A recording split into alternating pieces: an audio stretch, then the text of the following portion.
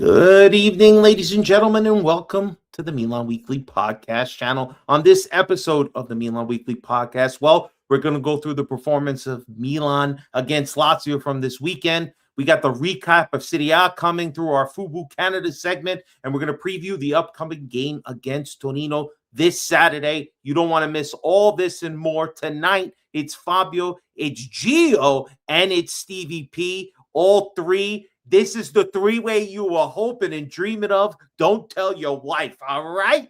We are ready. We're back to reality, unfortunately. If you had Scudetto dreams, they were fleeting and they are gone because I don't believe anymore, and I hope you don't. Don't waste your time. But if you're here and you like Milan content and you like talking calcio, well, there's only one thing. If you haven't done it already, please hit that subscribe button. Hit the notification bell so you're up to date with all of our videos. When we're going live, please smash the like button, leave a comment, follow us on all our audio platforms. And if you want to support the channel, there is only one way. It's Super Chats. And then another way, the Patreon. Become a part of our Patreon family. Stevie, you ready? Trust me. Let's go. I'm ready. Gio, mic check, 1 2 1 2. We live from Southern Cal. I'm ready, Fabito. I'm ready. Forza Italia. Forza Italia live baseball updates coming right now. I apologize if you don't like it. Tough. Welcome to Milan Weekly Podcast.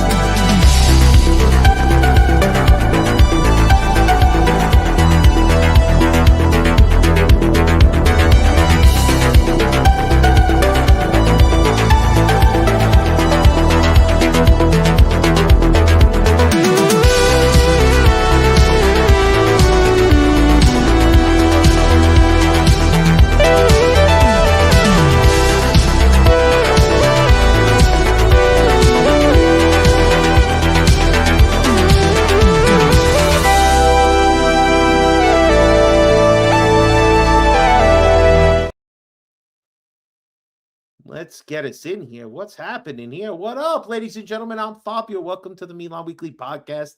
I'm filling in for Vinny T. That's the one and only Stevie P in the middle, and my partner Gio from coast to coast there on the right side. Guys, let's start with you. How are you doing, Stevie P? I'm fucking pissed off. I know. Well, you know what? You had a good week, so you came back to unfortunate circumstances with the Lazio game. We're going to get right into it, but before we do, ladies and gentlemen, Milan had an opportunity to close the gap, and they just gave us another terrible performance. And it's really hard to kind of get past, but we're going to do our best to try to dissect it and figure it out and see if there's any hope going down in the future. We're going to talk all about that. But before we do, quick promo for our man Stevie P, Vintage Pitch. Tell the people what it is and where they can find it, Stevie P. Guys, vintagepitch.com, passion project of mine and partner Nick Bagnoli. Guys, we're childhood friends. We came up with this t-shirt concept, streetwear for calcio t-shirts, Milan, Juve, Inter, Lazio, Roma, Naples. We're pretty much touching all the seven sisters, and we're going to be branching out a little bit to the stupid EPL teams. Gotta love them. But big news, guys. We have a World Cup line coming out for this summer. So that's going to drop soon. You'll see them on social media. So follow us at Vintage Pitch on Instagram and at Vintage Pitch app on TikTok. Guys, there's going to be giveaways. There's going to be a whole bunch of stuff. And guys, thanks to Evangelista Sports. We sell them here in Montreal at Evangelista Sports. You can order online from their website, and you can order online from vintagepitch.com, guys. Passion project. Let's go. Support vintagepitch.com. You'll find it in the description. Support Vintage Pitch Apparel. Guys, all right, let's get into it, all right? Because this is why we're here. Let's talk about where we are. The super chats are open. So if you want to support the channel and you want your comment to be read, hit us with the super chat, and it helps support the channel. All right, so Milan go into Lazio. Lazio, the anticipation is that they're having a struggling year themselves. They had a ban this past summer, couldn't pick up any players, and they look like they don't know where their project is going. And the fans have had enough over the past couple of weeks. They had a boycott going. But of course, the boycott was lifted just for this game, Stevie P. And, what were your thoughts with the anticipation going into the game, coming off the high? We're gonna come back to what happened the week before so we could get a little bit of your thoughts. But what were your anticipation going into this particular game and seeing the starting 11 with no Rabiot, going with Jashari in there? What were your thoughts? Look, I was there live for Rabiot's yellow card where he's going to miss this game, so we knew that we were not going to have Rabiot. For me, Fabio was, watching on football, seeing the Olimpico filled with Bianco Celeste for the first time in the longest time. I knew that we were going to have to navigate at least the first 20-25 minutes of this game, but nowhere would I have thought that it would have been a performance of like we put together this past weekend. From the high of last week to probably one of the lows of the season. If it's not losing to one of the bottom table teams, we have trouble with the mid-table teams. And you saw that Lazio came to play, and they were building and feeding off the energy of their fans. So for me, it was very worrisome. And when Rabiot is not there, we touched upon it a couple of weeks ago before I left. Rabiot's becoming a focal point of this midfield, and when he's not there, we have problems. G, your thoughts going into the game, seeing the starting 11, what they were, obviously Jashari getting a chance to play with Modric out there. They're not giving Ricci a chance. They prefer Jashari and him together with Fofana. But overall, what were your thoughts going into the game and kind of the first couple of minutes? How were you feeling? My moments was Fabio that I was hyped. I seen Inter drop points. We don't care about VAR rules against them, even though that they BS because we have a lot that goes against us. So I was hyped. I was driving to the valley, and if everybody knows me, yes, I'm from California, Southern Cal, but I hate driving to LA. Okay, Gio hates it. He doesn't love it, but I was pumped to see my guys. And boy, oh boy, after the first 5 minutes, I knew we were in for a shit show.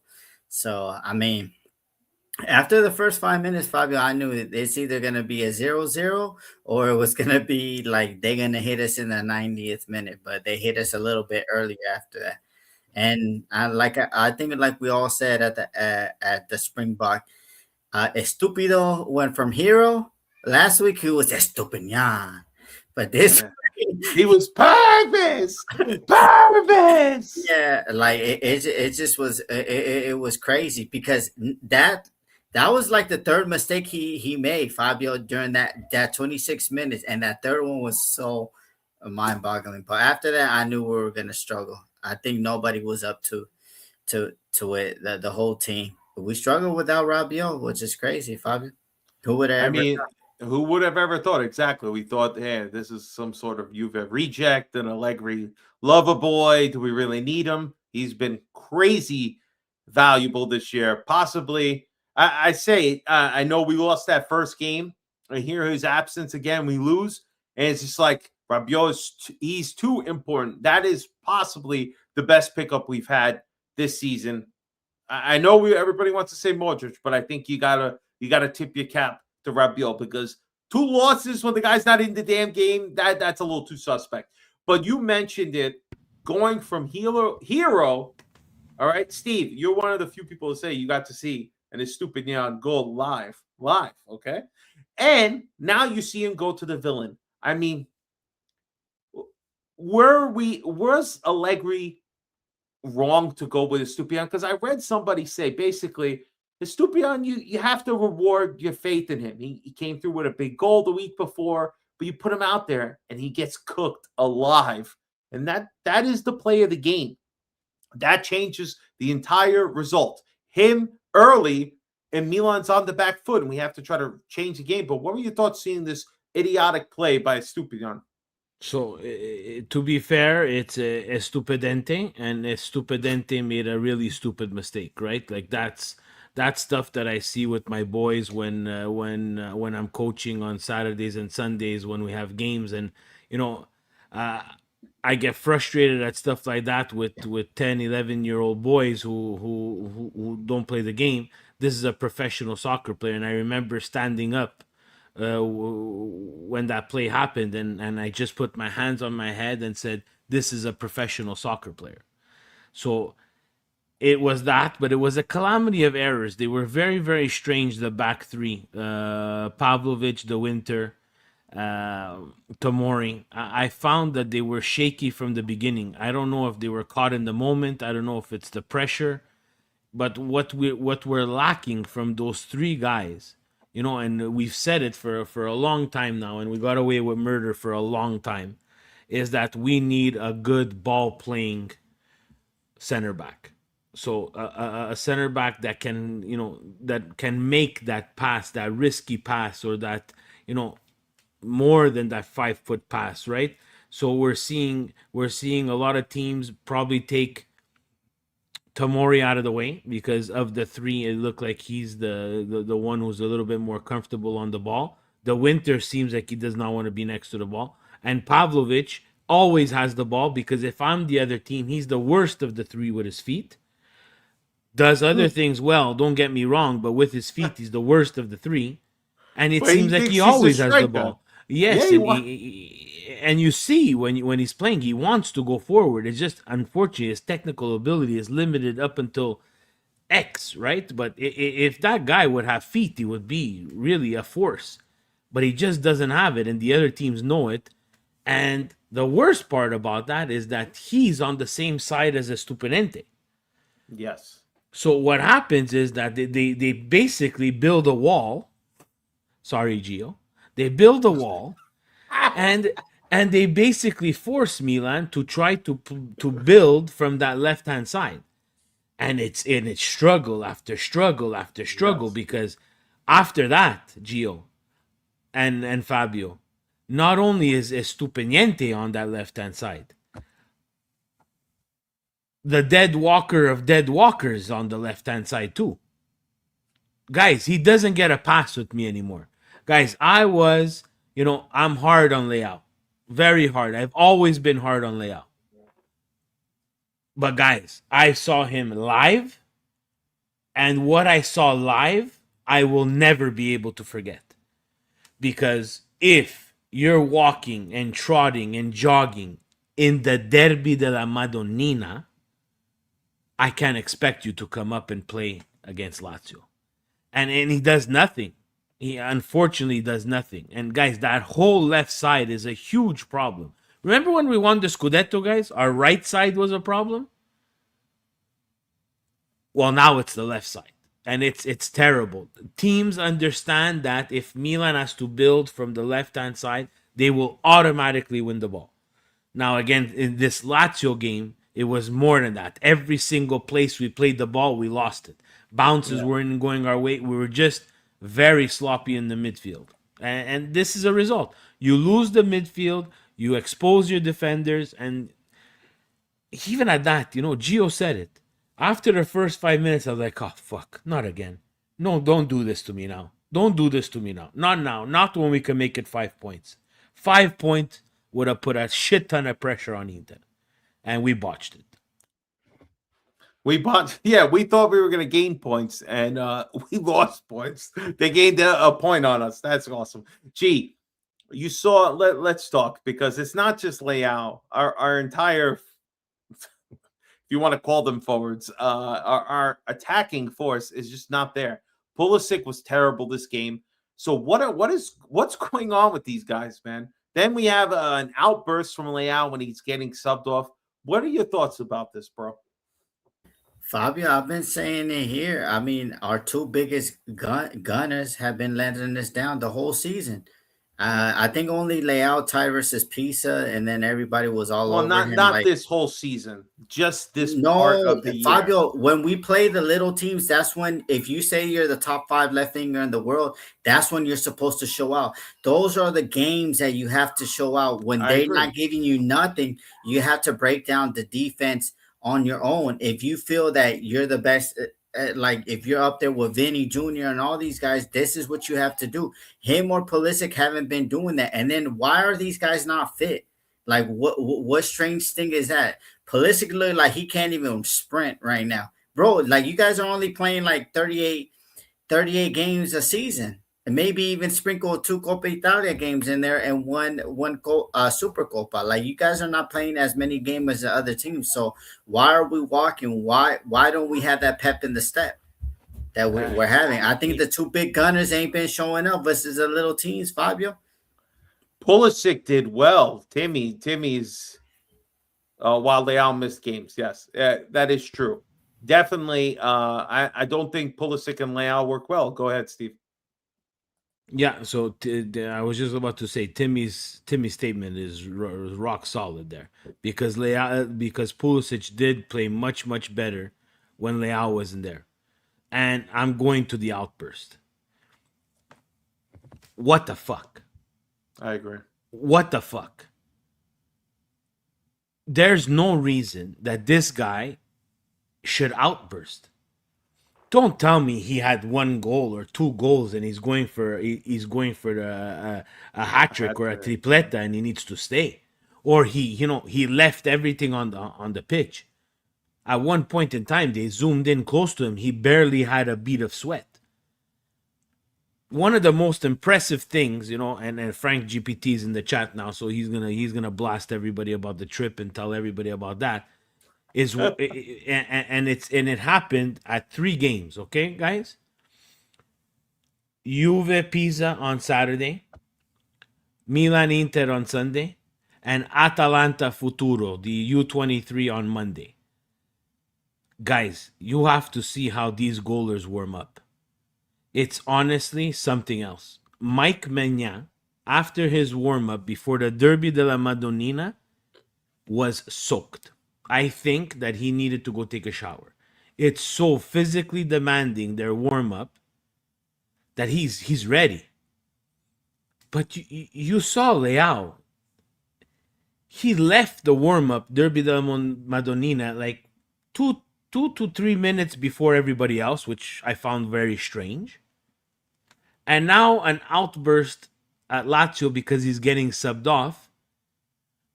But buddy, if you watch tape, instead of making fucking rap music with Keane, that everybody wants to bring in Keane, so we're missing one guy from Boys to Men, and making music, watch the video, buddy. Because if you watch the video, you don't do anything. And I get it. Everybody's going to, they're going to magnify the pass that Pulisic should have made, the through ball. They're just guys that are not playing with confidence. Zero confidence. Leao has no step. He can't beat anybody. He can't even beat people with speed anymore. And that was his major asset. Now, we throw in the goal here, the assist here. It's great, guys. But this is $100 million player that's playing like as if he belongs at the dollar store.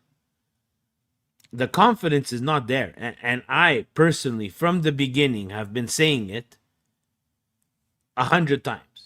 Those two guys, Pulisic at a certain point in the Lazio game, he ended up on the right wing, right? Because Salchicha Maker is back to the Salchicha Maker that belongs in Belgium, not in Italy. So once Pulisic filtered to the right-hand side, and we had Fulkrug and I think it was in Cuckoo up there, things started to kind of come to a little bit of, we were a bit dangerous, and I get that Lazio wanted to absorb a lot of pressure. But there's a problem. Now, it's their job to get these guys going.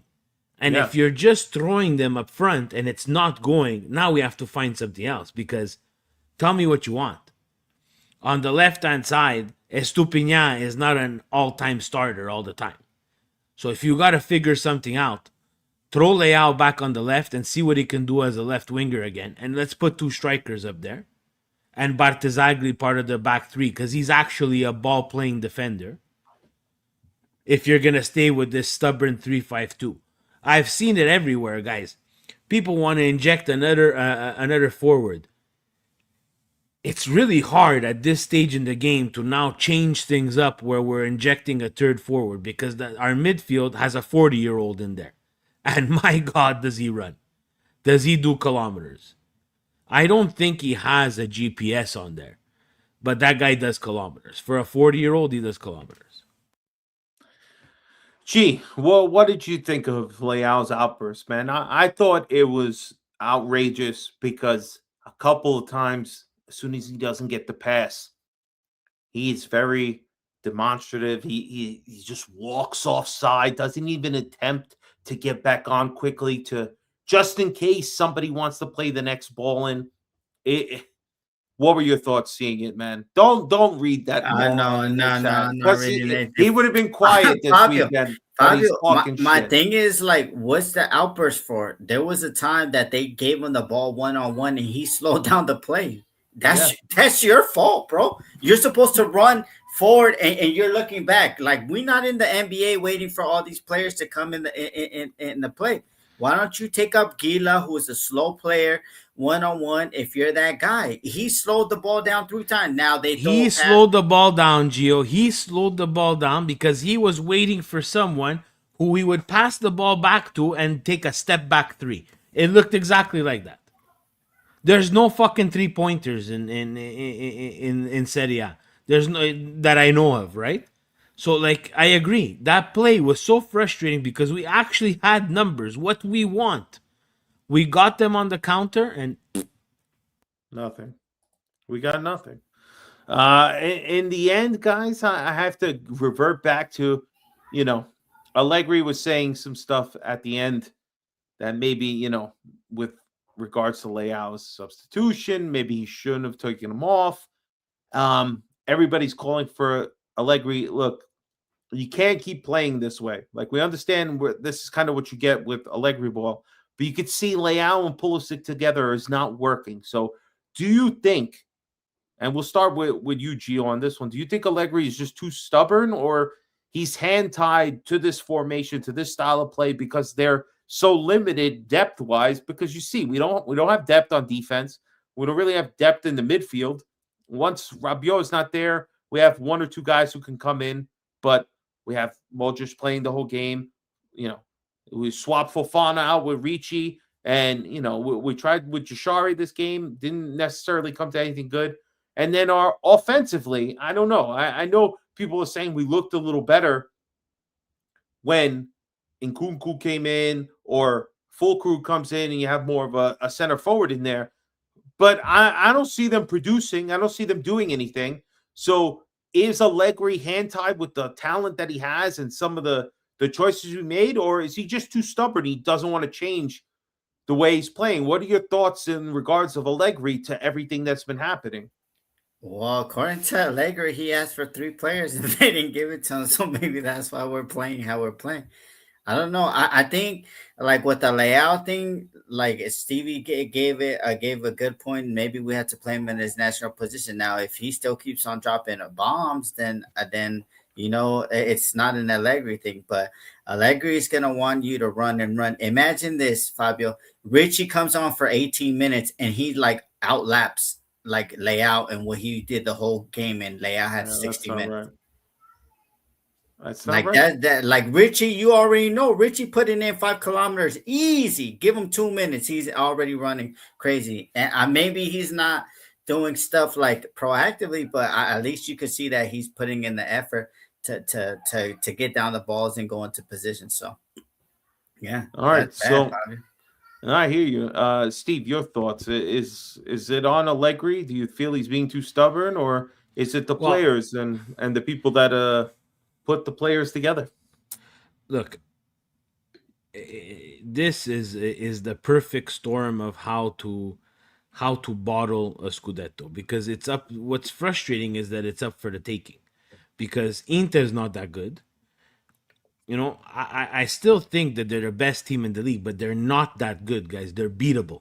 They're really, really beatable. Yeah, we beat them twice.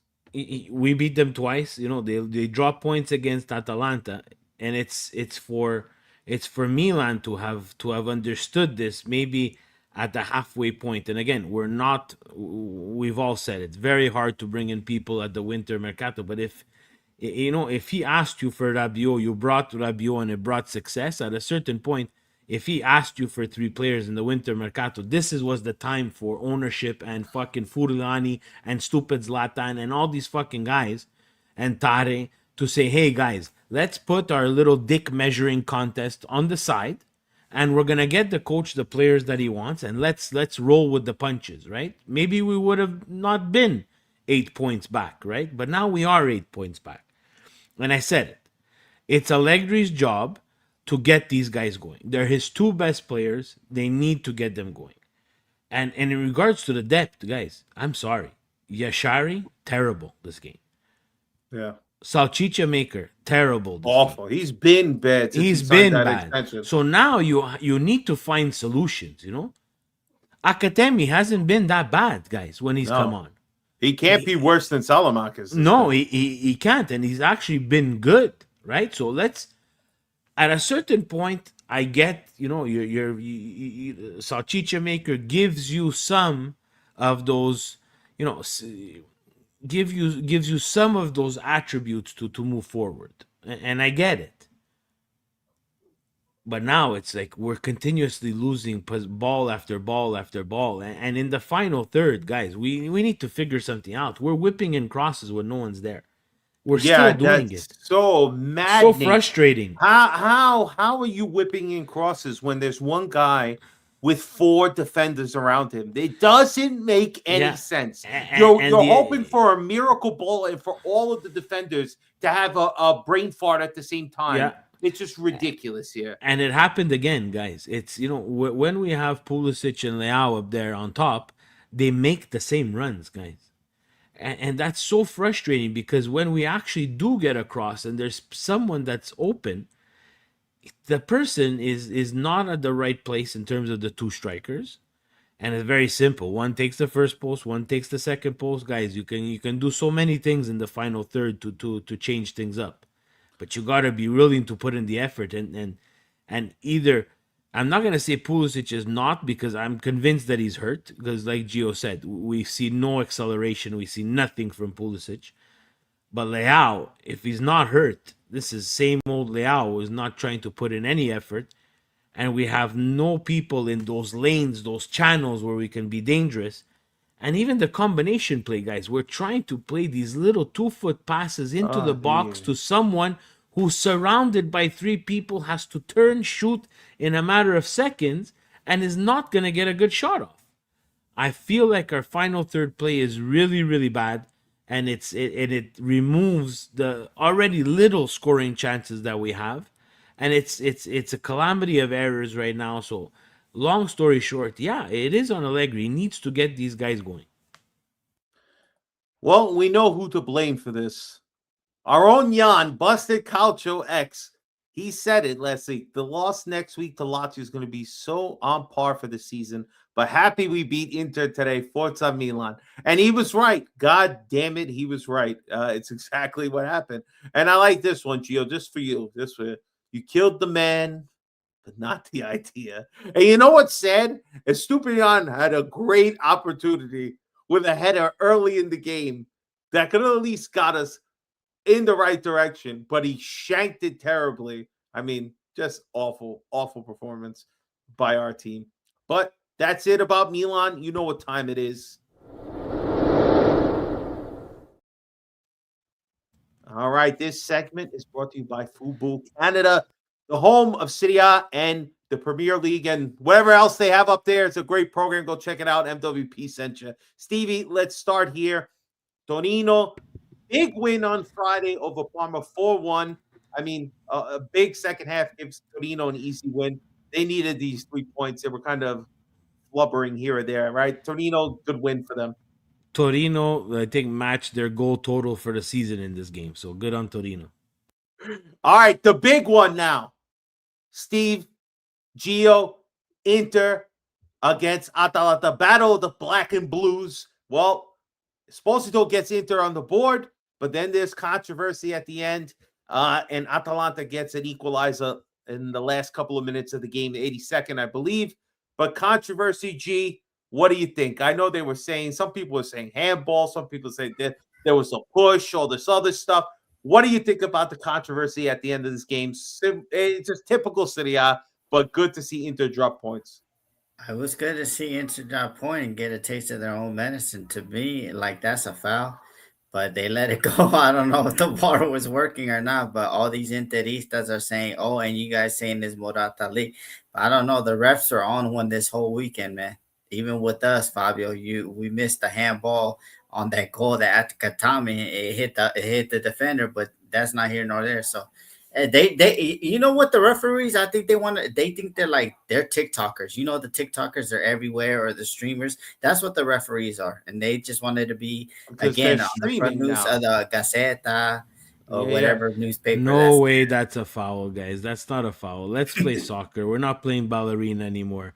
We're not playing ballerina only when Inter plays. Stay on your feet there, buddy, and you're going to be able to play soccer. If you're always on the floor, Barella style, Dumfries style, this is what you're going to get. Too bad. That's a goal. Move on.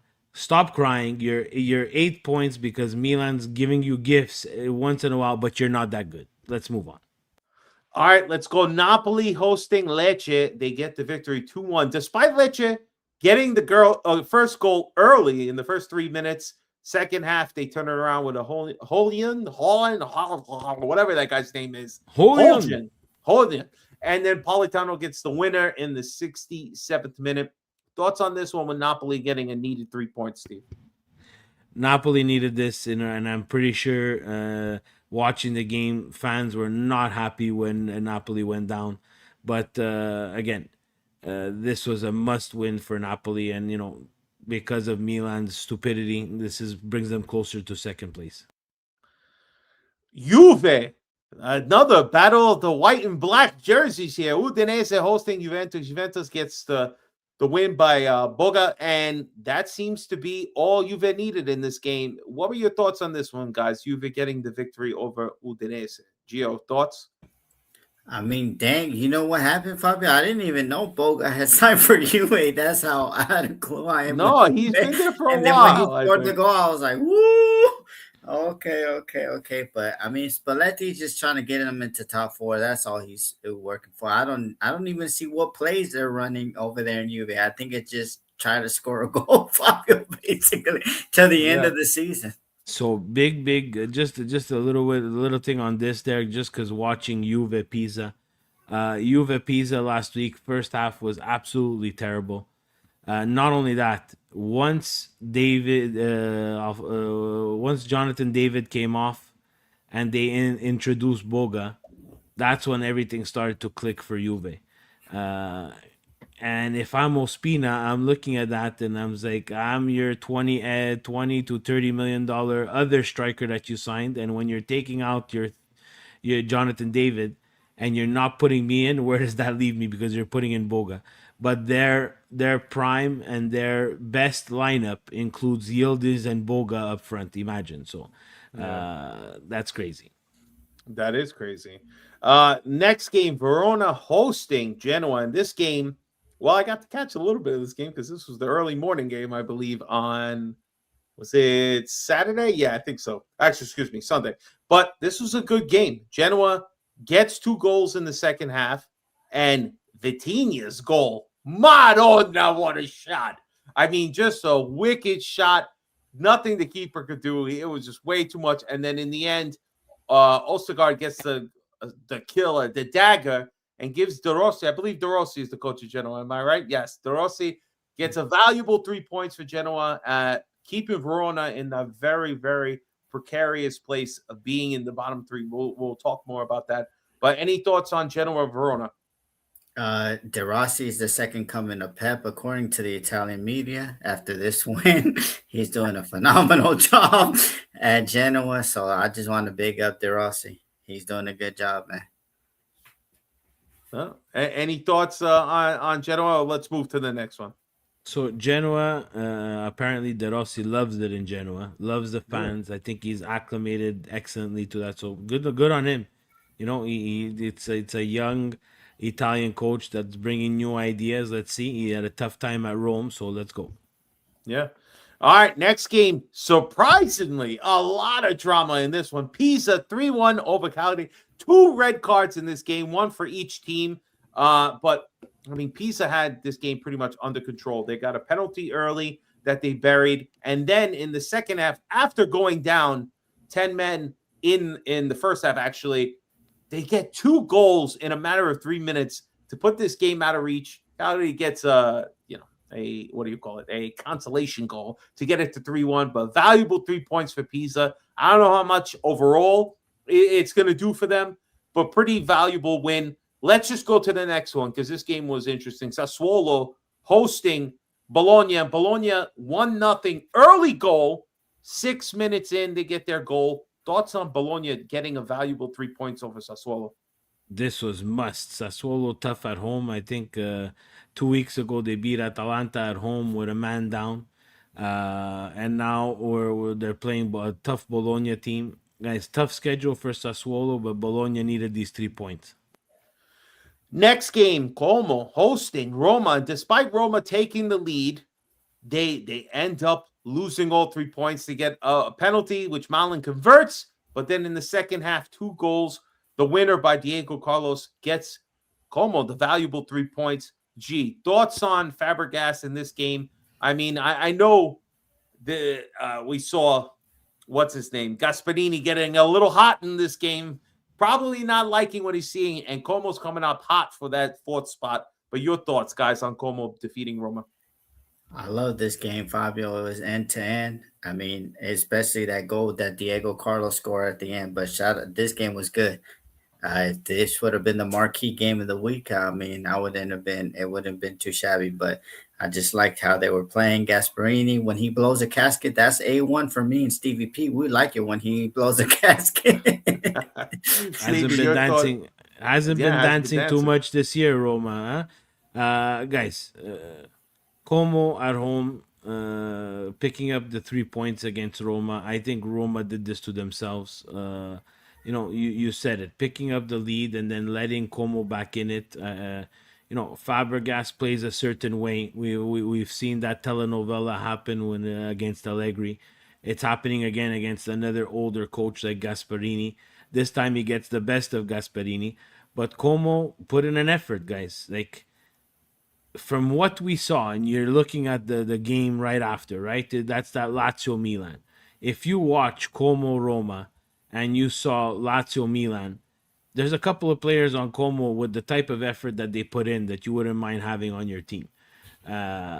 So again, we saw in the draft, in this chat over here, someone put, Milan fans, unfortunately, we can't say it the way it is. No, we can say it the way it is, and we do say it the way it is. If you're going to cry about your defender falling, and you're going to look at VAR in super duper slow motion to see someone's shoelace touch his cleat and make him fall, then we can complain. Did you hear us talk about the handball that touched 7 handballs, but yet the call was against Milan? Like, I don't like those calls. I don't want to see those calls. I don't want a penalty shot for that. But this is the way it is. This is the game. This is soccer. This is our point of view. And again, Como versus Roma was one of those games where Roma needed to come out, and just Roma didn't. They didn't. They came out and then let Como take this game and surpass them in that 4th spot. So this is the games that Roma has to win, and they can't. They can't show up to the big games. Obviously, Milan lose to Lazio in Rome, and then finally, the final game today, Monday, Cremonese hosting Fiorentina. Cremonese is slipping, boys, slipping. Fiorentina making sure they stay out of that bottom spot. Valuable 3 points today. 4 goals here. First one by Parisi, then Piccoli, Doro, and Goodmanson all get on the board. Valuable 3 points. Let's look here at the standings. Inter there, 8 points ahead of Milan. Napoli now only 1 point back of Milan. Como securely in 4th place right now with 54 points. Juve a point behind them in 5th. Roma 51 at 6. And now Atalanta there in 7th, 47th. And let's look at the bottom. Cremonese has now fallen into the bottom 3. If they weren't last week, I don't remember. but they are there right now. 24 points. Pisa and Verona both with 18 in 19 and 20th, respectively. Guys, you look at the standings. Como's there at fourth. That is clearly the biggest story in regards of the top 4 spots. But now Napoli's only 1 point behind us. Thoughts on the standings, Steve? Cremonese, right? I can't believe we have almost no points against these guys. This is it's Milan's summary of the season in just looking at that. If you look at Pisa and Cremonese, which would have been, which should have been, 6 points from each, that's plus 12.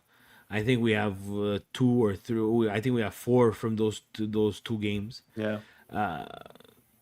That's the difference, right? Inter, they takes care of business, goes, and if you're anywhere in that second half of the standings, they're pretty much winning those games, and that's the deciding factor, right? Is it that they're that much better? No, but they take care of business, and this is the 8-point gap, right? That Napoli is 1 point behind Milan. That's another thing that I'm just shocked. I don't think Napoli is a top 14 of all those teams that are fighting in there. And again, Milan, I'm biased because I'm a Milan fan. But of those teams, I think Napoli is the one that might lose their spot. But again, that being said, the way Milan played, if they continue to play that way, we'll be doing the show in a couple of weeks, and we'll be near that 4th spot.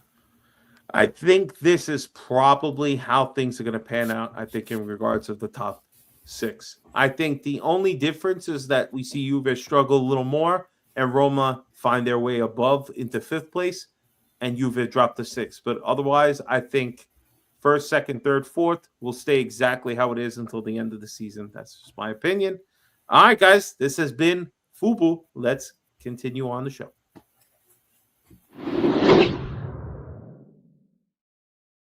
All right, that segment has been brought to you by Fubu Canada, the home of Serie A and the Premier League in Canada. All right, guys, we gotta get to the next part, all right? Because we got games coming up, all right? Presidente want to show this is the probability of us finishing top 4 at the moment. We're sitting at a 60, 80, 76%, maybe 96%. 96. Yeah. All right. So seems like objective has been completed as far as what we heard from management, from Allegri. That's the management, not us. Sorry, Fabio. That's I know. You, Stevie P's. No. Say for Lonnie. Don't say us, Fabito. I didn't say us per se. I mean, like, we need to turn this into 2, Bobby. We need to turn this into 2 right here, man. But all right. So we have Torino coming up. Obviously, Torino, not a great performance, but they did get a victory. Good performance this past week, but they haven't looked that great in the past couple of weeks. We need to get ourselves back on track. We're going to have Rabiot coming back. So let's talk Milan-Torino preview here. So, Steve, what are you expecting from this game? We kind of say this almost every week, don't we? We want to know what's going to change this time, right? What kind of formation you want to see? Who do you want to see in the starting 11? What do you think, with everything that went on, what do you think is going to end up happening? Look, I would be shocked to see Estupinian on the starting lineup. Like, if Bartesagli is hurt, then I understand we need to find another solution, because Estupinian is not the solution. You're not going to see Yashari. You're going to see Rabiot slot in there, which he belongs. Then it's the Fofana. So Fofana, for some reason, finds a starting role, but doesn't really do much, right? He finds himself in certain situations where he can be dangerous and score goals. Guys, it's time to play Ricci. You understand? It's time to find something else. And again, if you're going to play Ricci and you're going to expect goals, That's not the type of player that we went to buy. We went and buy someone like Gio said earlier, who's gonna do kilometers, help do kilometers for Modric, mold this person into someone who's going to recuperate balls, give them start being able to be more confident and play balls. And I forgot to put it in the comment, but it was a fantastic comment. We had Yashari there. And Yashari seems to be that ball playing midfielder that we need. Every fucking pass that he made against Lazio was backwards. Yeah. Every pass was negative. There was no positive ball. There was no trying to make. And a couple of times he tried to hit a long ball and hit someone in the first row at the Olimpico, which is really far because there's a fucking track between the field. So you can imagine how much he overhit that ball. But this is the problem. This one, and Allegri needs to fix the Pulisic and Leao situation. Actually, the club needs to fix it. The club, in one of their press conferences now, someone has to come down from the ivory tower and say there's nothing there. Let's move on, because or else, guys, top 4, you can give me all the percentages you want. People are starting to catch up, and if Milan doesn't make the top 4, they can take their stupid analytics and shove it up their ass. Because when you're going with analytics in a Scudetto winning year where it's possible to win, guys, this is not the Milan that we all signed up for. We're not signing up for 4th spot. And it fucking pisses me off that, some people up there are going to be happy with 4th. During the Derby week, you had Zlatan going, Milan cares about development. Fuck you. Fuck you. You don't care about development. You have fucking won. In that fucking game, Lazio and Milan, there were fucking 2 Italians. And the 2 Italians were on Lazio. We had not won. We had not won, guys. There's 22 people on the field. There's 2 Italians. Yeah, it's very sad. Very sad.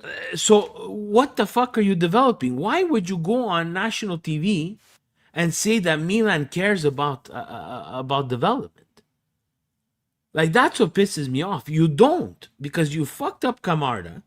You screwed up that loan. That we have tons of people out on loan who will never get a chance.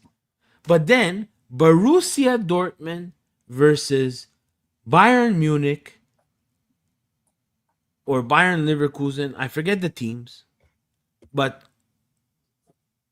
Bayern's winning 2-0. Dortmund or Leverkusen bringing in a 17-year-old Italian. Borussia Dortmund, guys. This is a big game. Whichever of the 3 it is, it's a big game. Like, that's a bit of a problem for me. And Milan is having trouble, and we actually paid money, guys, for Emerson Royal and Estupinian. Jesus fuck, just think about that, guys. We paid money. We actually paid those teams. When we gave the check for Emerson Royal, those people left without even saying goodbye. When we gave the check for Estupinian, Brighton popped a bottle of champagne. Guys, this is it's bad though. Like, you need to, if you care about development, then fucking play your youth. There's youthful people there. And I'm not saying the youth doesn't necessarily all have to be Italian. But guys, we're getting to a point where this is the second or third of the games where 22 players were on the field and 2 of those 22 players were Italian. I think it's the 3rd game. That's pretty bad. Yeah, without Gabbia, without Bartesaghi, we're not, and Ricci's not starting, so there's really no Italians to be available there for us. But in regards to Torino here, we're 8 points, so mathematically we are not off. Inter's taking on Fiorentina, which Fiorentina needs to get a victory as well to keep themselves away from that relegation spot. What are you thinking, G? When you see this game against Torino, what are you hoping for? What do you hope to see in the game? Any particular players and pairings you want? Well, what are your thoughts?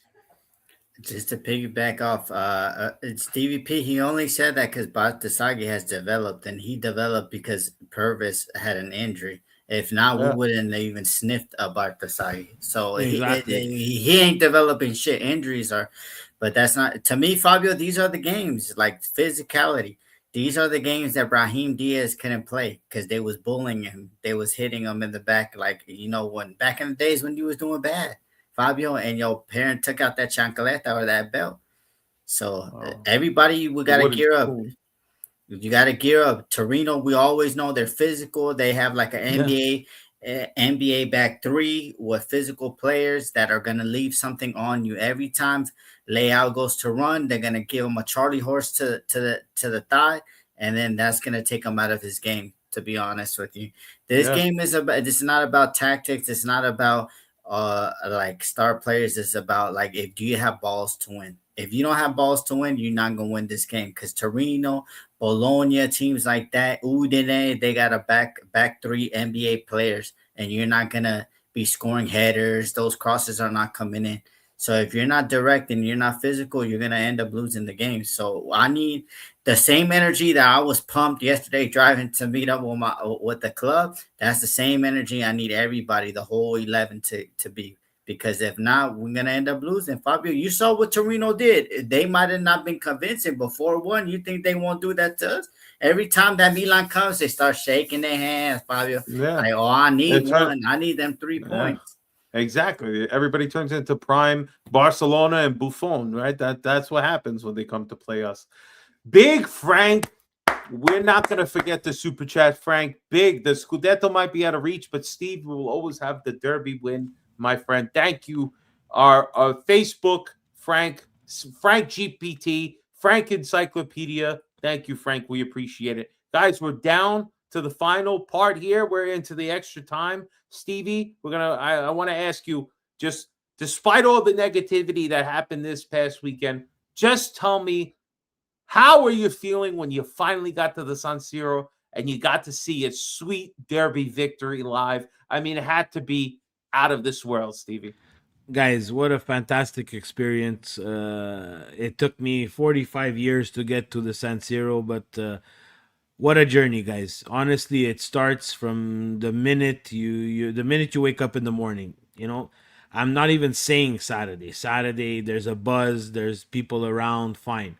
But as soon as you wake up on that Sunday morning, you feel it. You feel the energy.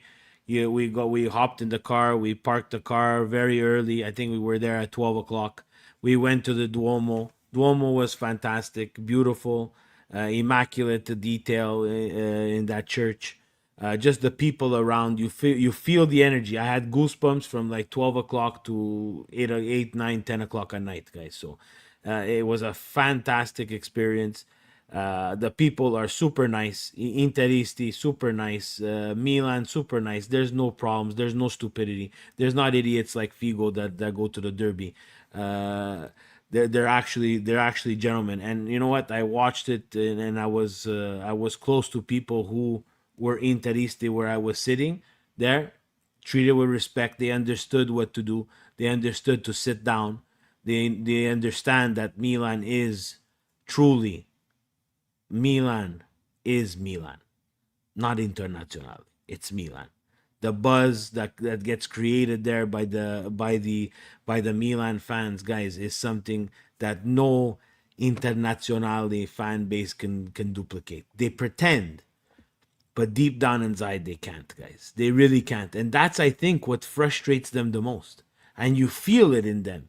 You feel it because when we're good, we're that much better than them. 7 Champions League trophies. When we're bad, we still beat them. We Yeah, still seven beat games them. in a row. 7 Seven games games in in a a row. row. And at that must, you can take the Scudetto, you can beat the little teams. It's okay, guys. It's okay.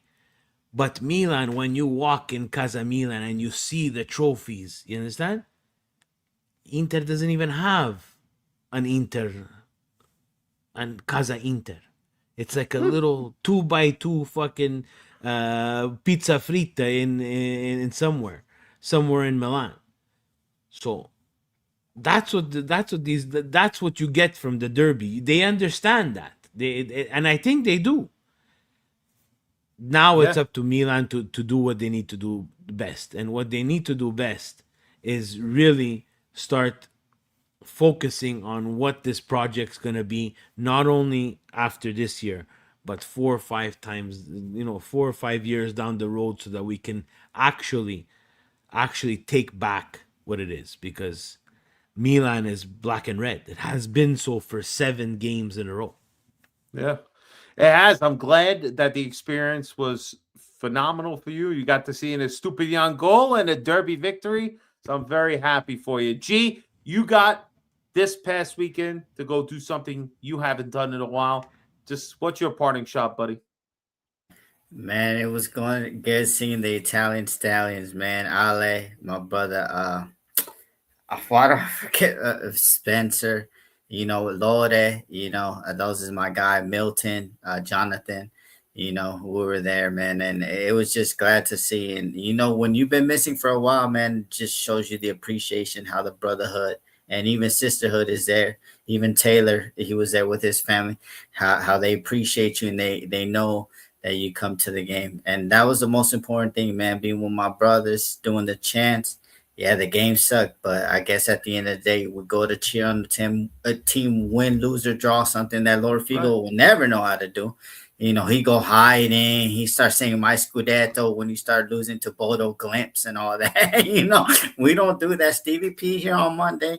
Me and Fabio are not here on Wednesdays because we do not have Champions League games, but We we ain't would got be no here. game to talk about. So we Yeah, gotta we so gotta we would be hijack here Monday now. after every loss if we could. But I mean, that's what it is, man. Just the camaraderie, the brotherhood, the sisterhood of Milan fans. Interistas, they don't have that. Fabio and Stevie P, and they mad about that. Yeah, I'm not quite sure if there was even a Interista club over here, but we know Lord Figo ain't leaving outside. Milan Club SoCal, go check them out. Make sure you follow the Instagram. They'll post up when they're going to be meeting and where they're going to be meeting. Go see Gio live, say what up, take a picture of the whole nine. Me and Stevie, Milan Club Montreal, always at Chicharo's. Got to check them out. And of course, Milan Club New York, we are in the one and only Legends Bar, the football factory in the basement. Undoubtedly my favorite experience, unless you're at the San Siro, is to be with the club in New York City. 33rd and 5th Avenue. Go check it out. We're going to be there on the game against Torino on Saturday. You don't want to miss it. It's a great club. Come check it out. Come check out the bar. Guys, this all has been Milan Weekly Podcast. We're here. Vinny T will hopefully be back next week. Me and Gio, God knows when we'll be back, but Stevie and Vinny will be back. Everybody, we appreciate everybody in the comments being here with us, even if you're a jerky Figo or one of the Milanistas here, always coming through. If you haven't, please smash the like button and leave a comment if you're checking it out later. Subscribe if you haven't already. Ovunque e sempre. Forza Forza Milan. Milan! What's up, Milan, everybody? Good night. Peace out.